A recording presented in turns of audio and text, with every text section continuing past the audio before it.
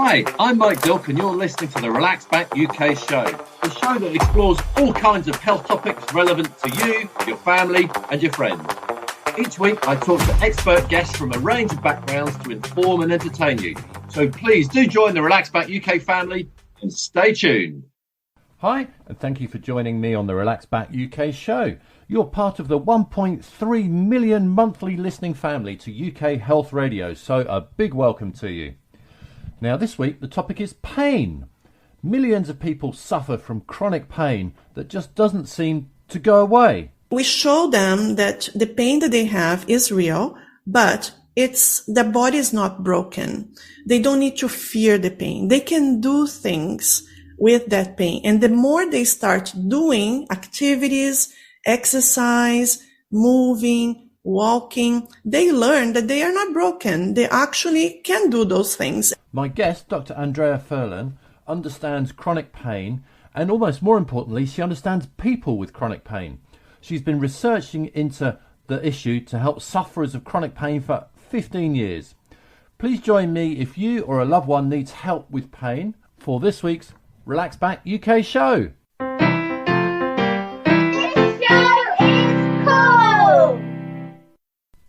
Dr. Andrea Furlan is a medical doctor helping people with pain. She also researches into pain and she's based in Toronto, Canada. The first thing I asked her was, what are all the different organisations that you are associated with and work with? I am an associate professor at the Department of Medicine at the University of Toronto. And I also I'm a scientist, a senior scientist at a hospital. The hospital is called University Health Network, UHN. And I am also a scientist at the Institute for Work and Health in Toronto. Goodness me. All right, so you're not bored. So that's like, I'm not bored. So that's four jobs so far I've counted, if we include working as a medical doctor as well. Yes. And pain is your thing. So I had a little thought, trying to think, okay, you research pain. This isn't my world at all. So I was kind of thinking, how on earth can you research pain? Because it's not an obvious thing. So I was thinking, well, what do? Do you stick pins in people and measure how loudly they scream? I mean, it's a difficult thing to measure, isn't it? Oh, yes. It's very subjective, Mike. It is. The problem is chronic pain is different from acute pain. So when everybody knows what is pain. We all feel pain, right? It's a normal alarm system of the body when something is wrong. And we usually ask the person to give a number from 0 to 10 or 0 to 100, depending on the scale that you use. When the person cannot speak, or if it's a child or someone with dementia. And then there are scales that we can look at their faces and see how much facial expression they have of pain, like babies or people with dementia or people who cannot talk. But that's acute pain. So if the person can give us a number, we ask them to give a number like 0 is no pain at all, and 10 is the most unbearable pain that you can imagine in your life, like childbirth. And then we ask them, how much is your pain right now? But chronic pain is different. Chronic pain is really hard to give a number because it's an ongoing, constant pain all the time. So it's more tiring. Yeah. Maybe because you've mentioned two sorts of pain. You've mentioned acute and chronic. You could just go back and tell us what the difference is. Yes, of course. So acute pain is what we call, it's when something is broken, damaged, there is a disease. So let's say a toothache, an earache, an appendicitis, or a inflammation in a joint like an arthritis.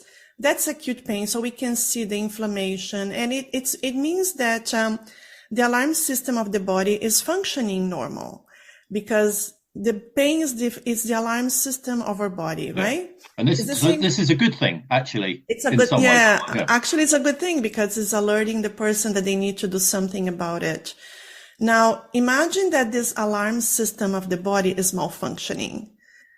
The same thing as a house alarm. If you install an alarm in your house, you want to go off, make noise when there is a burglar, a smoke, right? When there's something wrong, broken. But if the alarm system of your house is malfunctioning, which means the volume is very loud, so you don't want the volume to be too loud to wake up the whole neighborhood, or it's going off when there is nothing wrong, or when it's not going off when there is a problem. So then you have to call the alarm company. You don't call the fire truck, the police, or the ambulance. You call the alarm company to fix the pain system. So I am the pain doctor. I'm the specialist on the alarm system of the body, because chronic pain is the alarm system of the body is malfunctioning. And then the original injury, the acute injury, is already healed, but the person continue feeling pain, and that's chronic pain. Okay, I get it. So you are the alarm doctor. So with that in mind, on your research, what's one of the things that you're currently working on? Can you explain that in the terms of the layman? And what's your next paper that you're going to publish? Oh, very exciting one. So most of what I study includes treatments for chronic pain, because as I said, chronic pain is different from acute pain. So we do need different treatments. So one of my main research in the last 13, 14 years is about the use of opioids for chronic pain. Okay, because opioids, things like morphine, codeine, tramadol, oxycodone, those are opioids, fentanyl. They work really well for acute pain, really well. So if a person has a fracture and they need to go to emergency and the orthopedic surgeon needs to fix the fracture, they will probably give the person an opioid not to feel pain when they are reducing the fracture. If we have surgery, usually they give opioids, in the and post-operative period, so the person doesn't feel pain. So acute pain responds really well to opioids, like a kidney stone. If someone is passing kidney stone, that's acute pain. That's happened to my wife. I know. That is horrible. Yeah. Yeah. So that pain is horrible. And if the person is passing kidney stone, they take one opioid and that's alleviated for a couple of hours. So that's really, it's godsend. Opioids are wonderful. The problem is when they are given to chronic pain, like imagine someone who has this malfunctioning of the pain system and they are feeling pain all the time, constant pain. The pain is real, Mike. They're not imagining the pain is real. And then the doctors want to help this person. Imagine this person show up in a doctor's office complaining, I have pain is constant pain. And the doctors are not trained to treat chronic pain. Unfortunately, doctors don't learn in medical school the difference between acute and chronic pain. They don't even learn that we have this alarm system in our body and where it can malfunction, unfortunately. So they don't know that chronic pain is different from acute pain, and they start giving opioids to that person. So that's a big problem, because in that case, there are some types of chronic pain. There are few types. It's called neuropathic pain, or when they have a type of acute pain that is ongoing, is keep going. But in most of the cases of chronic pain, what they have is nociplastic pain, which is the plasticity of the pain system. The pain system is modified, is malfunction. We call this nociplastic pain. So for nociplastic pain, opioids can make it worse.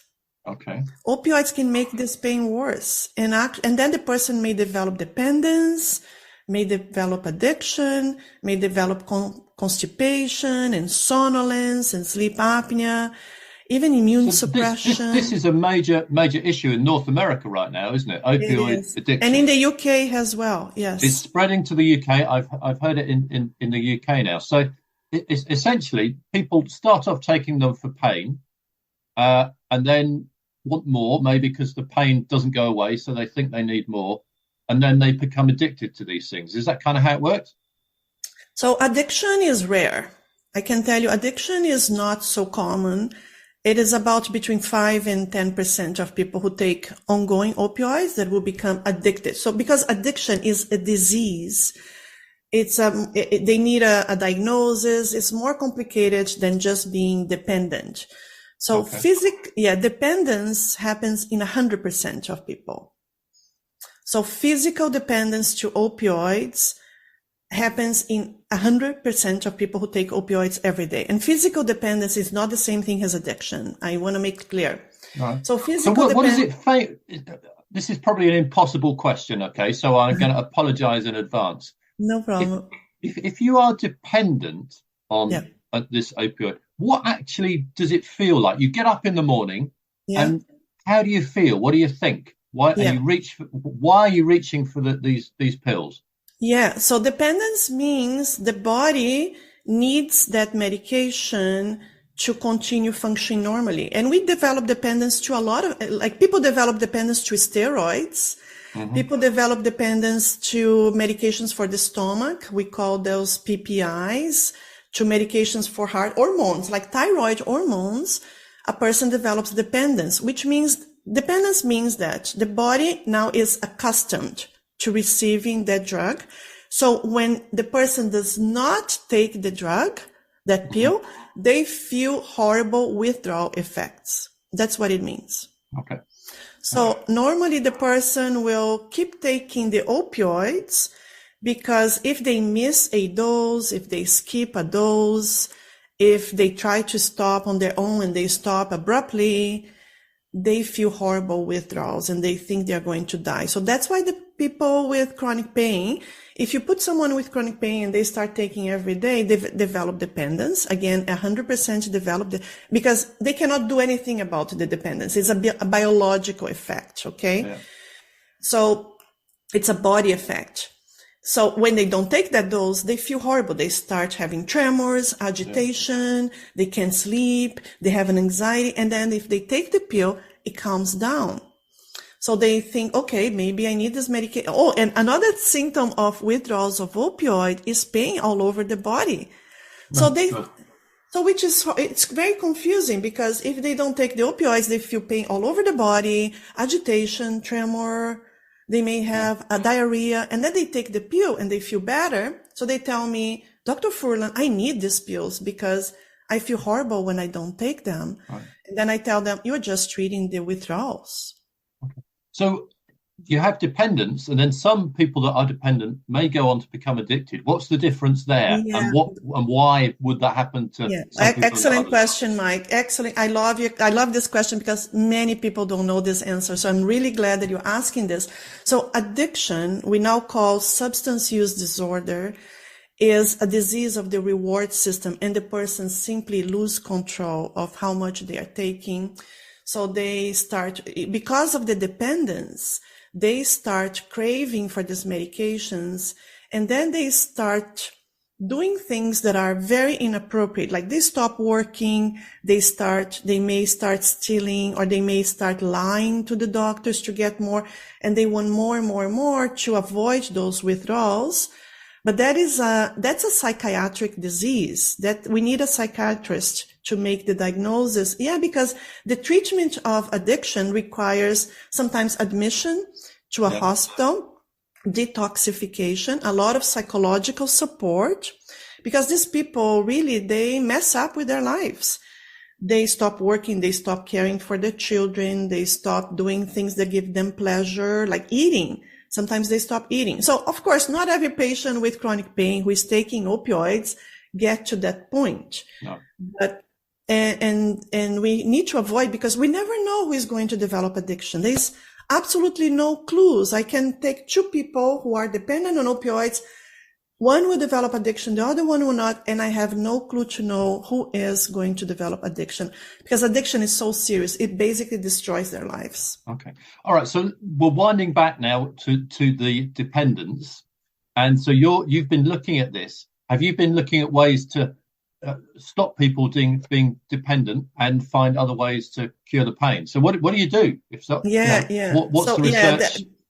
That's basically what I've been doing the last 15 years, helping people to stop taking the opioids for chronic pain. And we call this tapering. Tapering the opioids, right? And so we need to help these people who have been on. I have helped many patients, and that's the research that I'm doing. And this month there will be a paper published in the in a big journal of a study that we did in the UK, helping people to stop taking opioids. Yes. Which It's journal? called the iWatch. Which I journal? cannot tell you the journal right now, but Okay. the Not to journal, worry. I cannot tell you the journal right now, but I can I'm sure tell it has you, very high but impact, though. it's from the University of, very high impact. It's from the Good. University of Warwick. Okay.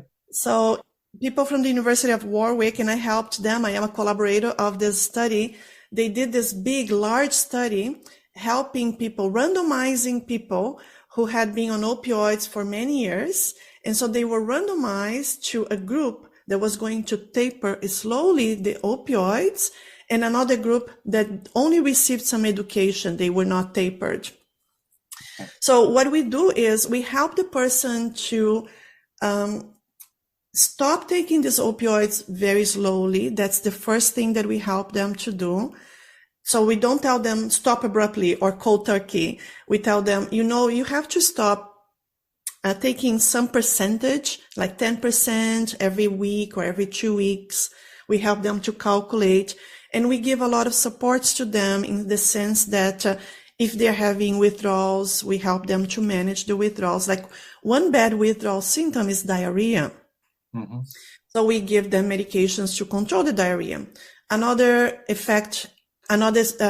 symptom of withdrawal could be insomnia. They can't sleep. They are so agitated that they can't sleep. So we help them, taking some, over the counter or teas or some things are relaxing and soothing, so then they can sleep better. So we give a lot of support to these people who have chronic pain, and they need to want to take down the dose of the opioids. In North America, Mike, unfortunately, many doctors try to do this abruptly. They try to stop the opioids suddenly and put the person in a very difficult situation because the withdrawals were horrible. And there were even suicides, people who died by suicide because they could not tolerate the withdrawals. Yeah, okay. Maybe what we should do, we should go into the opioid thing in more detail, maybe when your paper is published, and move on from that. So that's very exciting.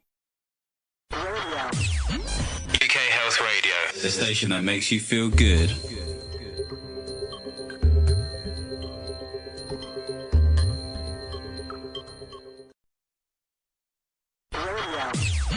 UK Health Radio, the station that makes you feel good.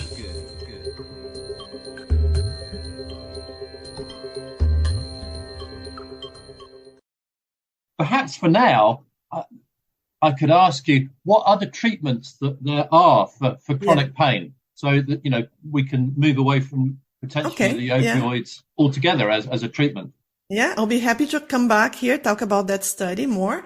So when we take down the opioids, or even if a person has chronic pain, the treatments for chronic pain, as I said, are very different from the treatments for acute pain. So when a person has acute pain, taking paracetamol or acetaminophen, anti-inflammatories, they work for acute pain. Like if someone has a bruise, an inflammation, you take those medications and they work. But this kind of medications, they don't work for chronic pain. So in terms of what works for chronic pain is fixing that pain system. I like what you said. You just called me the alarm doctor. So and nobody ever called me that, Mike, the alarm doctor, but I like that. Okay, we've just coined a new name for you there. Yeah. So in terms of fixing the pain system, what we need to retrain the pain system to feel pain normal again, because again, it's a problem of the pain system. We have one of the things that we have in the abnormalities, the disease of the pain system, is that the volume is turned up. So the person, we call the technical term is called central sensitization. So this means that the pain system is sensitized, and central because it's in the central nerve system, brain and spinal cord, that this sensitization happens. So we need to train the pain system to lower the volume, to desensitize. So how do we do this? So we tell the person, and it's a lot of talk therapy. We explain to them, first we explain the science of pain. We tell them understanding what is central sensitization, where the disease is, etc. And then we tell them that they need to be exposed to pain a little bit and retrain the pain system, that pain is very minimal. We call this like a exposure. The same, when a person has phobias, have you heard about people have phobia, fears of heights, fear of elevators, fear of spiders, so the treatment for phobia is exposure. So we actually, if they're fearful of spiders, we tell this is, look at the size of the spider. Look at it's a tiny little animal. It doesn't cause you any harm, but you are fearful of this tiny little animal. So we expose them and the person says, oh yeah, this is a tiny animal. I don't need to be fearful of this. So they learn that they don't need to be fearful. We do the same thing with pain. So we show them that the pain that they have is real, but the body is not broken. They don't need to fear the pain. They can do things with that pain. And the more they start doing activities, exercise, moving, walking, they learn that they are not broken. They actually can do those things and they start walking more. So that's one of the things, exposure therapy.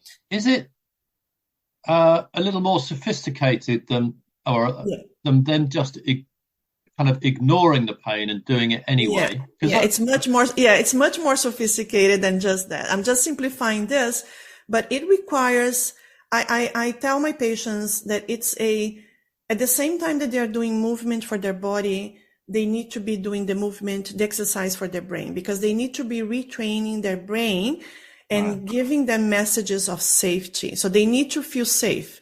I'm not telling the person that they need to endure pain and be stoic and be strong and tolerate the pain. That's not what I'm saying. What I'm saying is you need to believe that these pain signals that your brain are receiving are actually exaggerated. They are sensitized. So your pain is tiny, but your brain thinks that it's high. Like, remember when I told you the numbers, like 0 to 10? Yeah. I tell the patient, actually, your pain, the real pain that you're having is probably a 1 or 2 or a 3, but your brain is sensitized and your brain thinks it's a 7, 8, 9, or 10. So we do need to desensitize the brain. The other thing that we do, we use a lot of meditation, mindfulness to calm down this pain system that is sensitized, because stress, when they are fearful, because pain is a stress reaction. When you have pain, you get into alert. It's normal. They are connected into the brain.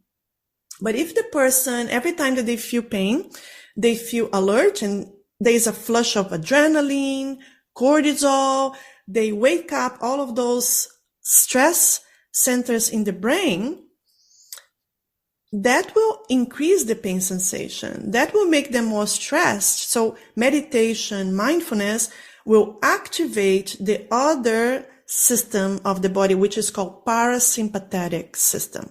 Okay. So we do have two systems that run in parallel, the sympathetic and the parasympathetic. The sympathetic nerve system is the fight-flight response. When, if you see a bear in front of you, I just came from Calgary, Alberta. So there we were all, we were told, don't go into the woods because there are bears there. So if you see a bear, your brain will give you the flush of adrenaline and you have to run or fight and attack, right? So a person with chronic pain, they are in constant sympathetic drive. They're always ready to fight. Right. Which must be exhausting. Hypervigilant. That's totally. We're not designed for that. Exactly. We're not designed for that. Totally. You got it. So they don't sleep well. Because they don't sleep well, they can't, they're tired during the day. They can't concentrate well because they're always in that fight or flight mode. That's because we can see this with functional MRI images of the brain. The scientists can see that those areas are light up in the brain. So what we need to do is they need to learn to activate the opposite, which is the parasympathetic nerve system. The parasympathetic system and the sympathetic system, they can never work together because the parasympathetic system is the one responsible for healing, digestion, rest. So when a person is meditating, mindfulness, when they're walking in nature, when they're enjoying reading a good book, when they're listening to music, when they're taking a hot bath, when they're swimming, when they're eating a good meal, they're activating the parasympathetic nerve system. So we teach the person to activate this parasympathetic nerve system, so then in turn they relax the other one and they de-stress. So this is extremely important, because if we don't do this, they will always be hypervigilant and then always be feeling pain at a maximum, right? This sounds something which is probably very individual to each person. I can imagine different things will spark off this particular pain system or nervous system that you're trying to get active, so that the fight or flight is reduced. So the person, and chronic pain comes in many different flavors and colors and different things. So one of the most difficult, let me just drink I need a sip of water. So one of the most difficult, and I would not say difficult, but more complex types of pain, chronic pain, is fibromyalgia. I don't know if you heard about fibromyalgia, but it's chronic pain that hurts everywhere, the body. It's so ongoing, constant pain everywhere. It hurts. To be diagnosed as fibromyalgia, the person has to have pain in the trunk and in the limbs, like arms or legs, front of the body, back of the body, above the waist, below the waist. So imagine someone living with this. So this is fibromyalgia, but there are other types of chronic pain that are more localized in the body. So people may have just low back pain, or just neck pain. I come across that one frequently, because actually, my business is I import ergonomic chairs. So I come across a lot of people with low back pain. It's very common, very common. Yeah. It's the number one cause of disability to work in the world. Absolutely, is back pain. Yeah, and it's so. What I do know about it is that it's really horrible. If people have it, it just have it badly, it can really destroy their whole life. I know. I had acute back pain a couple of times in my life. Yeah, you want to be careful. I might try and sell you a chair, Andrea. Yeah, and we might, a new chair. But yeah, so the first time I had, it lasted 6 weeks, terrible back pain. And the only way that my back pain was alleviated was if I was lying down on the floor. And fortunately only lasted about 4-6 weeks. And and then what I started doing was I said, I need to go to the gym. I need to strengthen my body. So after that first episode of acute back pain, I really took seriously. I hired a personal trainer and I said, okay, teach me everything, how to, even being a physician in this area, but to get the body strong, it's really important to avoid back pain, because the muscles that we have around our spine need to be strong. So then when we are moving, when we are, we do a lot of things with our spine, and they need to be there to hold our spine and avoid that this pain becomes chronic. So I tell my patients, you can do a lot of things to avoid pain from becoming chronic.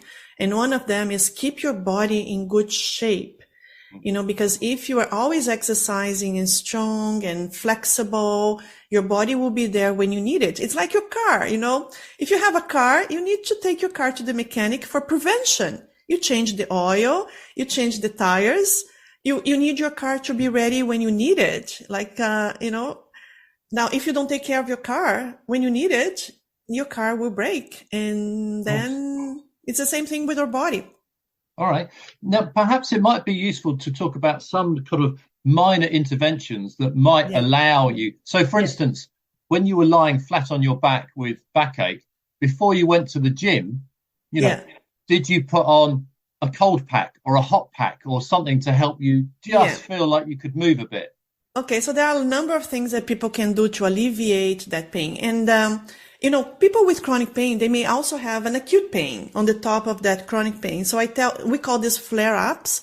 So I'll give you here some hints what to do when we have flare-ups. So the first thing is try to get in a position that is comfortable for you. So for people who have back pain, there are some positions like lying flat on the floor with the legs bent, like a bench at the hip and bench at the knees. So they are almost like in a couch. I know it's hard for people to imagine this over the radio. So your feet are flat on the floor. Your feet are flat on the floor and your knees are bent. Is that right? So the back is flat on the floor. Yep. The buttock is touching like a couch or a sofa. Oh, okay. Yeah. And their legs are on the top of the sofa. We call that the Z-lie position because they look like a Z. Yeah. Okay. They can put a cushion on the lower back area here, the small of the back. They can put like a pillow on the small of the back. So the other thing that they can do, so find a position. The other thing that they can do is apply heat or apply cold. Both are excellent, and I tell the person whatever works for them. If they like a hot pack, use a hot pack. If they like ice pack, please use ice pack. So it doesn't matter which one.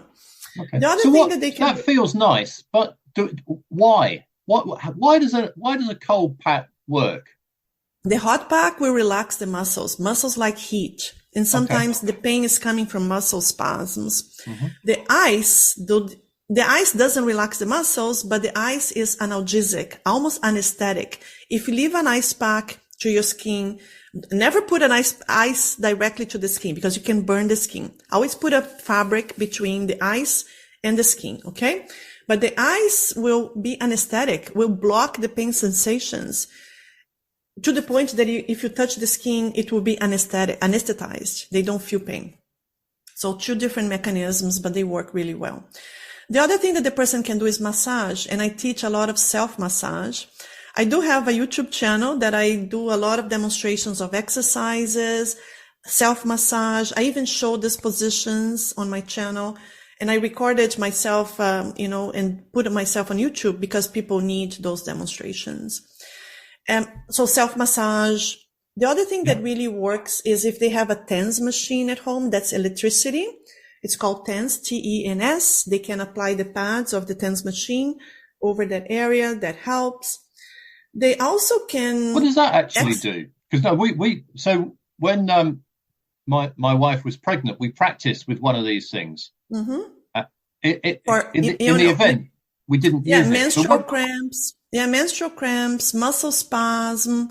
They really work really well with TENS. The TENS machine will deliver a special type of electrical impulse. It's not just electricity; it's a special type.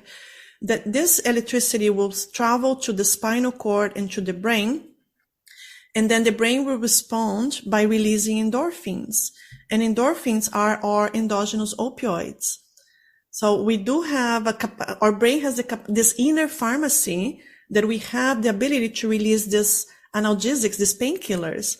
And one of them is called endorphins. Yeah. Right. The other thing is exercise. So I tell people, instead of being resting, instead of, being immobilized, fearful of the pain, try to walk, try to go to a hot water pool and walk in the pool. Try to be active when you are having this acute pain or these flare-ups, because if you become immobilized in bed, like bed rest, you're going to become weaker. And we know that when we move our body, we also release endorphins. So that is our powerful painkillers. Try to sleep well. Try to eat well when you are having a pain flare-up, because our body will need those nutrients to fight the pain, the inflammation in our body. Let me ask you actually one question. You mentioned massage. At home, we've got one of those kind of massage guns, which is quite vigorous actually. Do you rate those? You don't need those massage guns. I don't recommend those to my patients actually. I think with a tennis ball or with I do have something that is called a shepherd's hook. It's just a wire in a J shape. You can massage your back, but you don't need to be so intense. I think they're too expensive and there's not a lot of benefit. Like if you have a partner, a husband, wife, or someone that is, able to, with strong hands, they can, just with their fingers, they can do that. you go to a massage therapist or a chiropractor. They can teach you where are those points, and you apply pressure. And with a tennis ball, you can lie down flat on the floor, and the tennis ball is so hard that can massage those points in the muscles. I also have there's a foam roller, which is a roll that is very hard. And then you can use the foam roller, your body weight on the top of the foam roller, massage your muscles. I have a video in my channel that I demonstrate, and the foam roller costs, $15, $20. So you don't need to spend a lot of money. Now, at the end, actually, I want you to give the where people can find all your YouTube channels, and you've got some books as well. But before my YouTube channel is just my name, Dr. Andrea Furlan. Okay, we'll remind people of that at the end. But before then, what about if people try all these things and they don't get anywhere? Because you hear about other interventions, you hear about injections.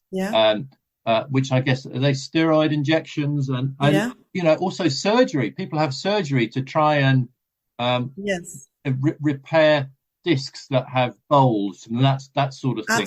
Do you get involved with that side of stuff?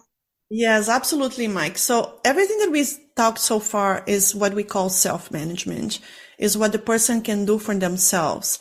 And this works for the majority of people. But for those that don't work, and they're not getting better with self-management, they need to seek a pain doctor like me. So a specialist in pain, because then we can see what else they can do. And you're completely right. We do have injections, intervention, nerve blocks, surgery, stronger medications, like we can prescribe antidepressants, anticonvulsants, or even opioids, if we think that their pain will resolve with those other more prescription-based interventions. Actually, but not everybody needs a pain doctor. Majority of people with chronic pain, they can manage their pain by themselves. Yeah. In the news here in the UK, there was just last week, it was talking about antidepressants being given for pain. And how there was actually very little proper evidence that they actually worked. So this whole idea has been taken into question, and all the trials had only gone on for a couple of months or so. Yes, absolutely. We do use antidepressants and anticonvulsants, antiepileptic medications for some types of chronic pain. You remember in the beginning, I told you there is a type of chronic pain that is neuropathic pain. And so neuropathic pain is different from the nociplastic pain, where the pain system is malfunctioning. So for neuropathic pain, this is pain, for example, when a person has a spinal cord injury, they had a stroke and now they have pain, or they had multiple sclerosis or postherpetic neuralgia because they had herpes zoster.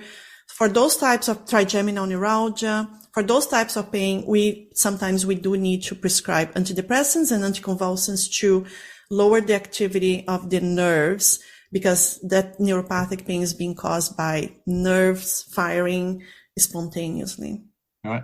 This is fascinating. Now, I get the impression we've only really scratched the surface of this vast topic. So I may have to invite you back. And as you said, when your paper's published, there's probably a lot more that we can talk about there. But and I know you have to go off now. You have another meeting. So thank you very much for taking the time to chat. But before you go, perhaps if you could just mention your YouTube channel, and I know you've published some books as well. If people are finding this interesting, some resources that they can go to. Yes, my channel is on YouTube. It's just my name, Dr. Andrea Furlan. And I put all the videos that I publish. I have more than 200 videos on my channel, so people have difficulty finding. So I just, last month, I published a book, and the book has QR codes to my videos, and the book is called 8 Steps to Conquer Chronic Pain, a Doctor's Guide to Lifelong Relief. Okay, fantastic. I think people will find that useful. I'm worried that Zoom is going to chop us off very soon. So, Andrea, thank you very much indeed for chatting. I really do think a lot of people will find that very useful. So many thanks. I hope so. I'll be happy to come back. Thank you, Mike. This week, I'm very keen to get feedback from the Relaxback UK listeners. Are there topics that you would like to hear more about? Maybe a completely new topic, or revisiting a topic you've heard me discuss previously, or maybe you're an expert on a health topic and would like to be on the show. Perhaps you've got some other comments on how to make it better, or even if there is something that you would like to suggest that I do well. Please do let me know. I'm very keen to get some feedback, and I think the best way to do this is probably via my email. The email to write to is mike@relaxbackuk.com. That's mike@relaxbackuk.com.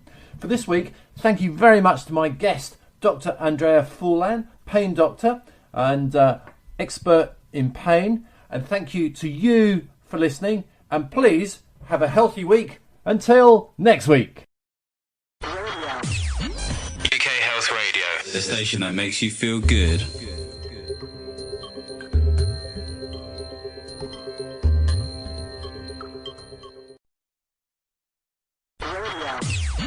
UK Health Radio, the station that makes you feel good.